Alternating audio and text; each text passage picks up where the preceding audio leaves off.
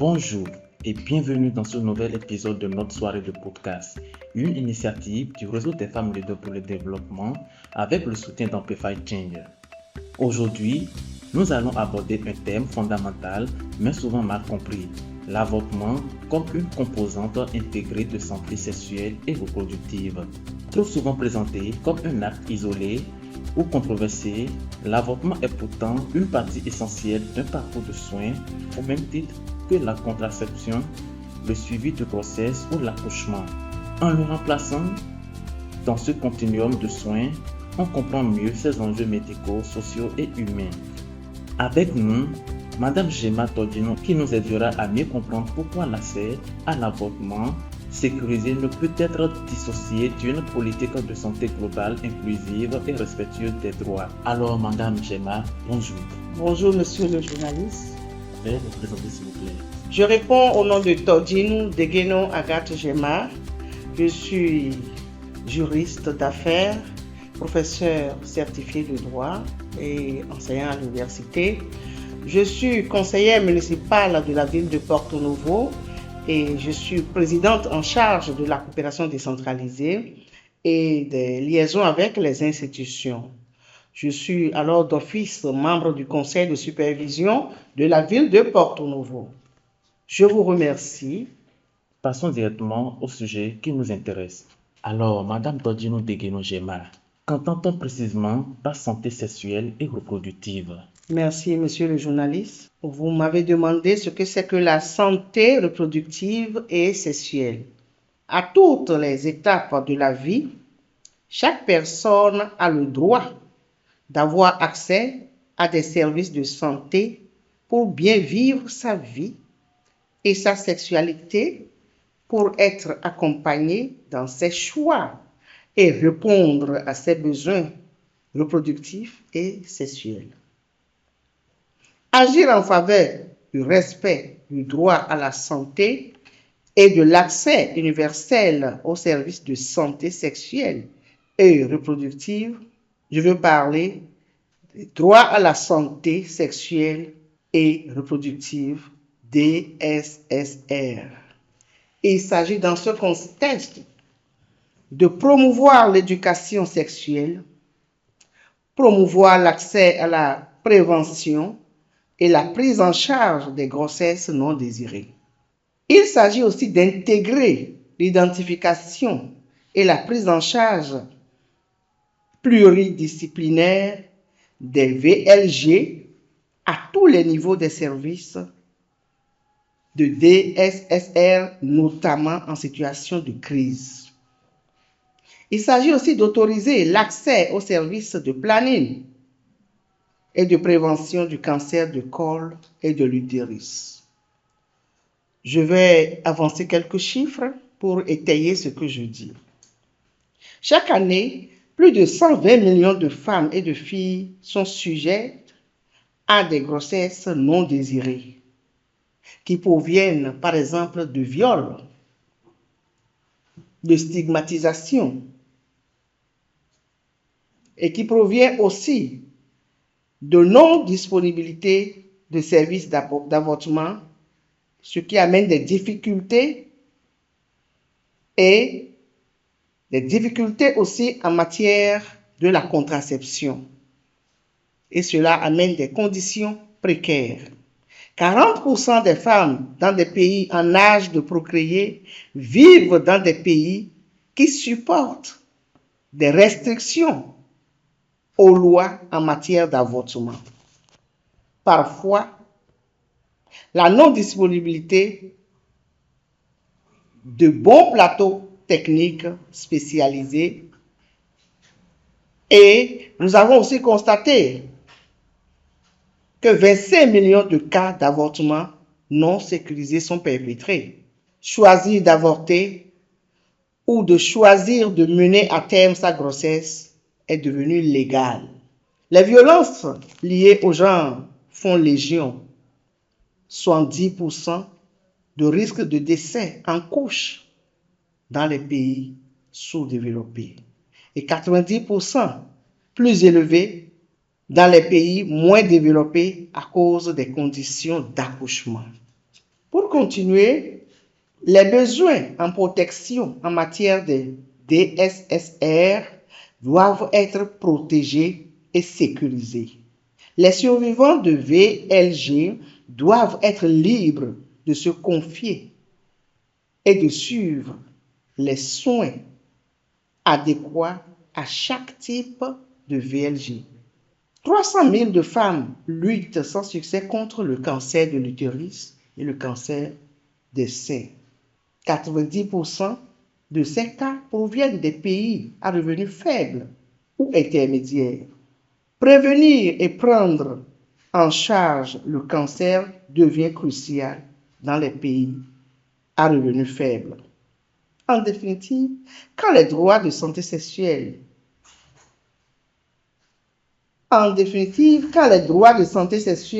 et reproductive sont totalement respectés, plus de 11 millions de femmes seront sauvées et protégées selon les investigations.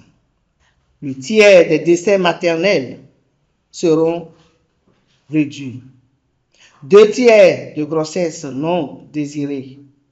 Les femmes seront protégées, les hommes aussi seront protégés psychologiquement et seront plus à l'aise. La société se tiendra plus à l'aise aussi et harmonieuse pour le meilleur. Mais quelles sont les légiférations? Les légiférations au Bénin en la matière.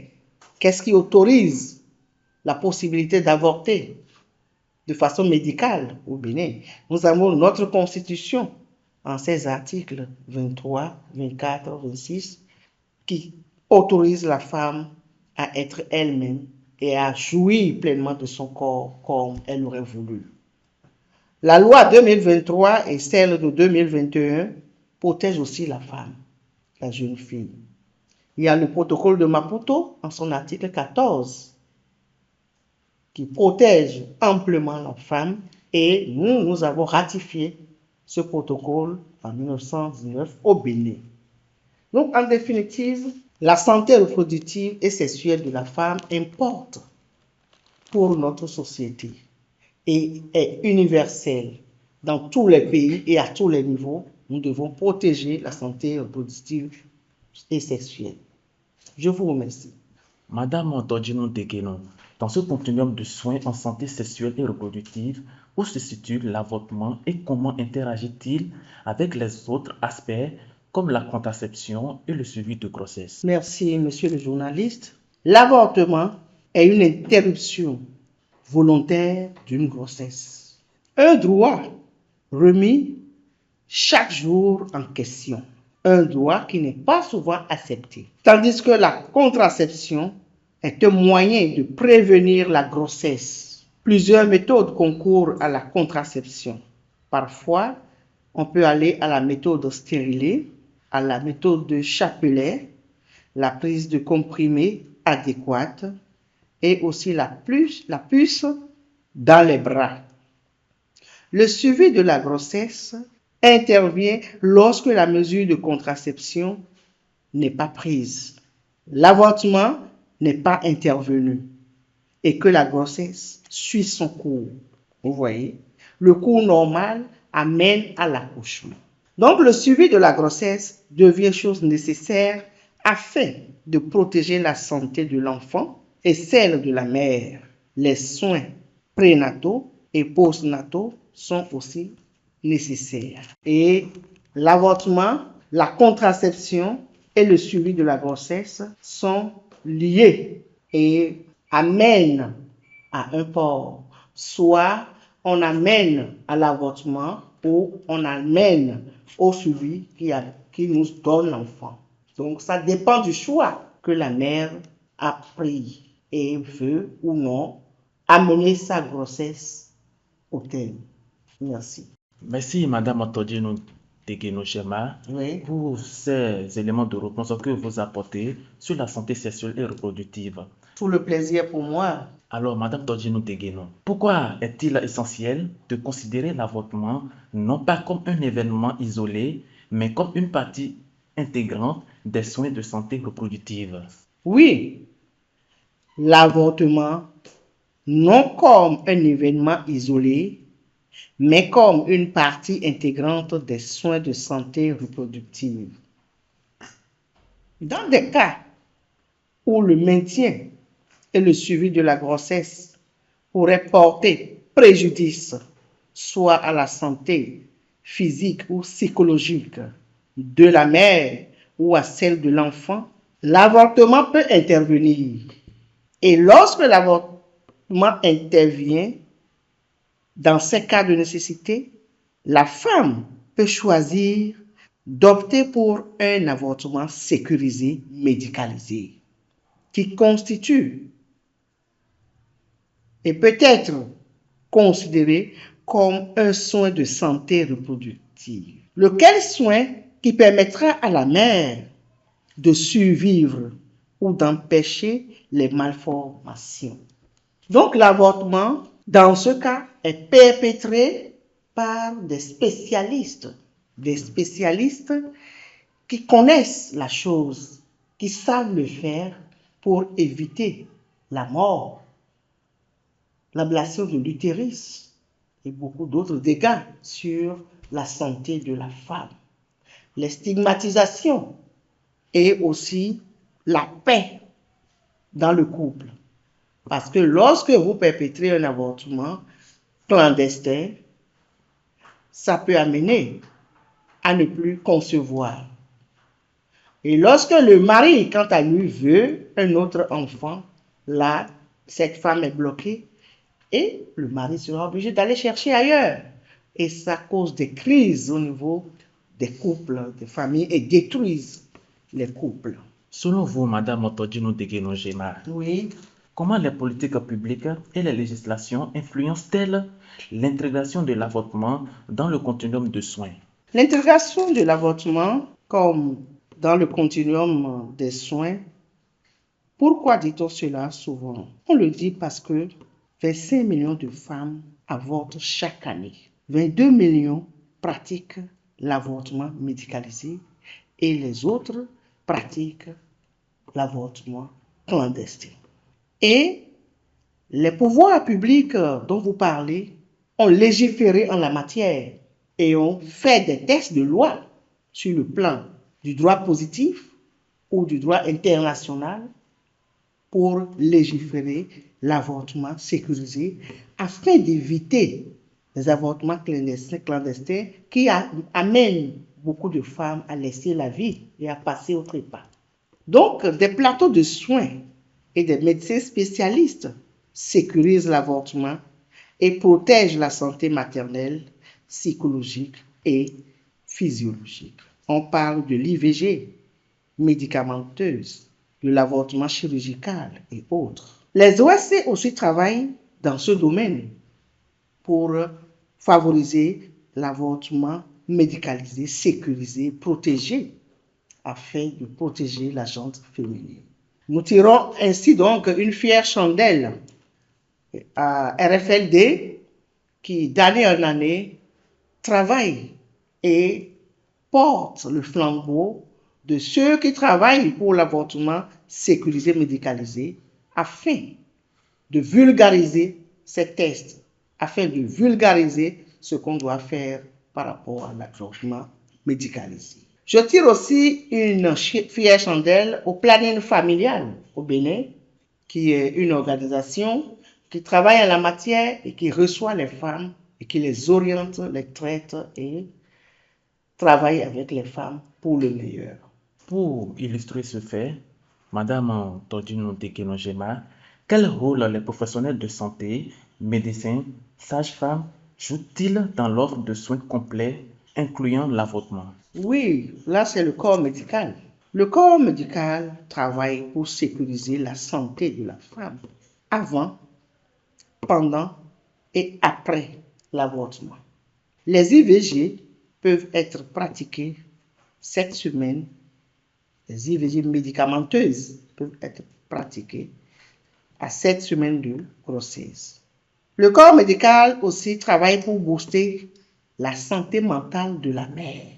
Parce que avorter n'est pas chose facile. Avorter laisse des séquelles Mais le corps médical travaille pour préparer ces femmes à recevoir ces soins, recevoir cette manière de faire, de bien faire pour protéger la femme. Le corps médical aussi donne des conseils de méthodes contraceptives adéquates à la mère, faire un suivi périodique de la santé sexuelle et reproductive de la femme. La femme est une machine. Tout le corps de la femme est une machine. Et quand on utilise une machine, il faut pouvoir entretenir, il faut pouvoir huiler, il faut pouvoir graisser et l'entretenir pour pouvoir mieux s'en servir.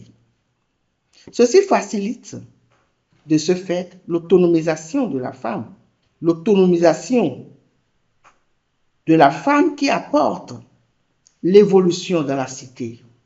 Le corps médical facilite un bien-être social et général, pour finir. Merci, Madame Antojinou Tegenogema, pour ces éléments de réponse. Alors, Madame Antojinou Tegenogema, comment aborder la question de la stigmatisation liée à l'avortement pour garantir un accès aux soins sans jugement? Merci, monsieur le journaliste. Moi, je vais droit au but. La stigmatisation et la discrimination face à l'avortement doivent être bannies.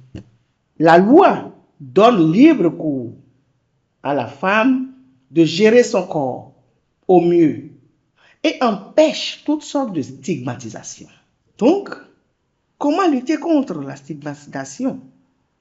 L'avortement peut ne pas tuer quand il est perpétré médicalement et c'est de façon sécurisée.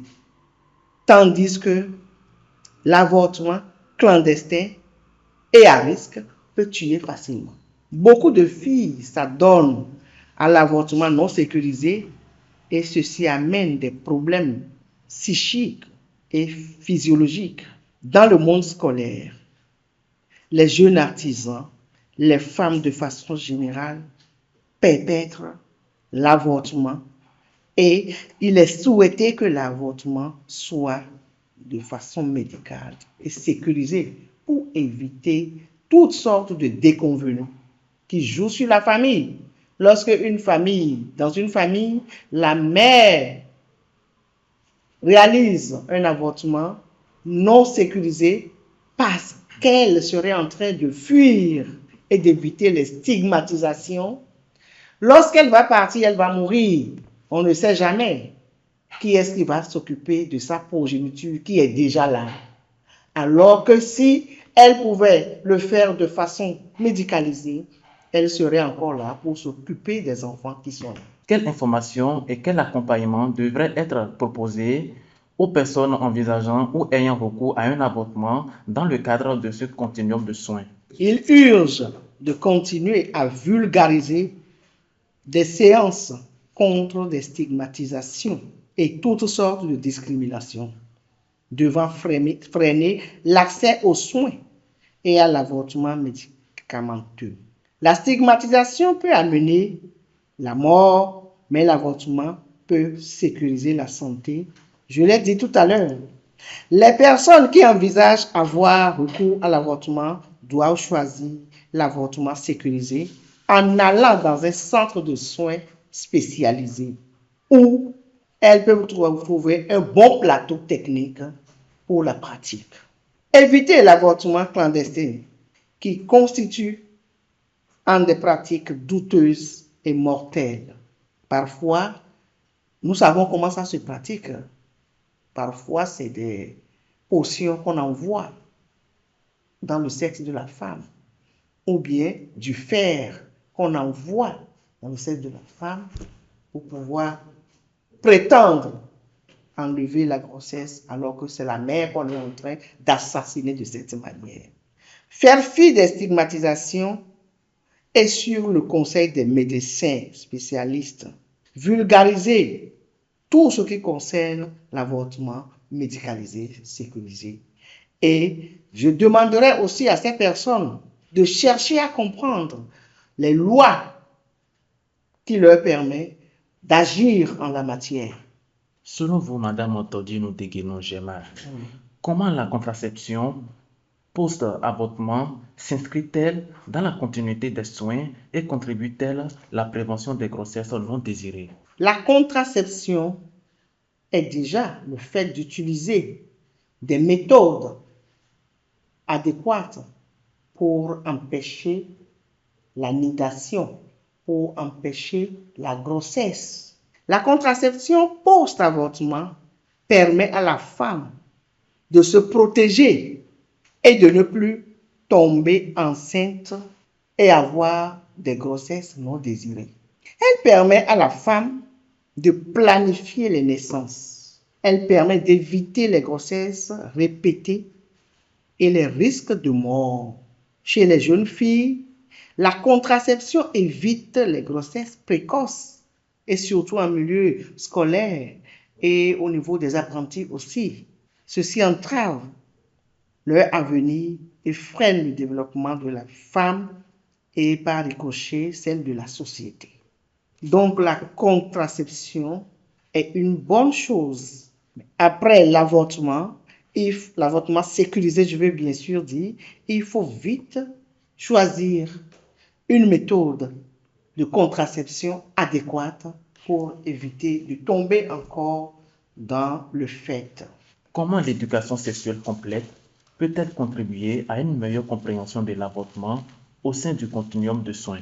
Lorsque on éduque la femme sur ses prérogatives juridiques en matière de droits sexuels et reproductifs, droits de santé, la femme sait déjà ce qu'elle peut faire.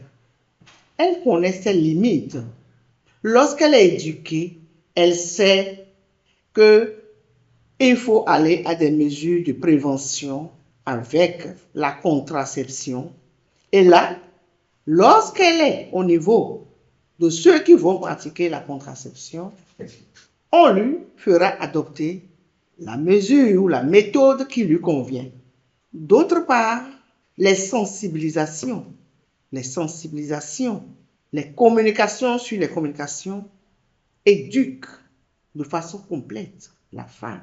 Et ça l'amène à savoir qu'elle peut avorter lorsqu'il s'agit d'un cas de viol, d'un cas d'inceste, d'un cas de malformation ou d'autres cas, les grossesses extra-utérines, tout ça. Elle sait qu'elle peut agir pour interrompre la grossesse, pour éviter des chocs psychologiques, ce qui lui permet de rester en équilibre pour pouvoir réfléchir et travailler pour son autonomisation. Lorsque l'éducation complète est faite d'une manière ou d'autre, la femme qui est consciente se prend en charge, fait ce qu'elle doit faire pour se maintenir, pour l'harmonie en elle-même, l'harmonie de son couple et l'harmonie dans la société. Je vous remercie. Avez-vous un dernier mot ou un message à partager? Mon dernier mot portera surtout sur la jeune fille et la mère. La mère doit d'ores et déjà, dans le cercle familial, discuter avec sa fille. La mère doit s'ouvrir à sa jeune fille et lui faire la formation au sein de la famille sur la santé reproductive sexuelle. Et l'éducation, déjà au sein, dans le cocon familial, permettra à la jeune fille d'éviter les déconvenues après. Et cela fera d'elle une femme accomplie qui demain portera aussi le flambeau pour donner cette éducation à ses enfants. Quant aux gouvernants, je voudrais aussi demander que les gouvernants et les OSC travaillent toujours parce que lorsqu'on n'a pas fini de faire, lorsqu'on n'a pas fini d'accomplir, d'atteindre ses besoins et ses objectifs, il reste toujours à faire. Nous allons continuer la bataille.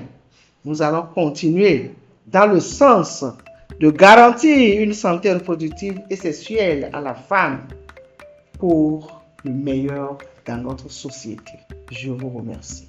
Ce que nous retenons, c'est que la santé sexuelle et reproductive forme un tout cohérent où chaque étape compte et se répond, de l'éducation sexuelle à la contraception, du suivi de grossesse, à l'accès à l'avortement sécurisé. Comme l'a rappelé Madame Gemma Todinou, intégrer pleinement l'avortement dans le parcours de soins, c'est garantir une approche humaine, continue et digne de la santé. C'est aussi lutter contre la stigmatisation et construire des politiques publiques réellement centrées sur les besoins des individus. Merci à Madame Todinou Tegueno Gemma pour son éclairage et son expertise. Merci pour votre écoute et à très bientôt pour un nouvel épisode où nous continuerons de déconstruire les tabous et de donner la parole à celles et ceux qui font avancer les droits.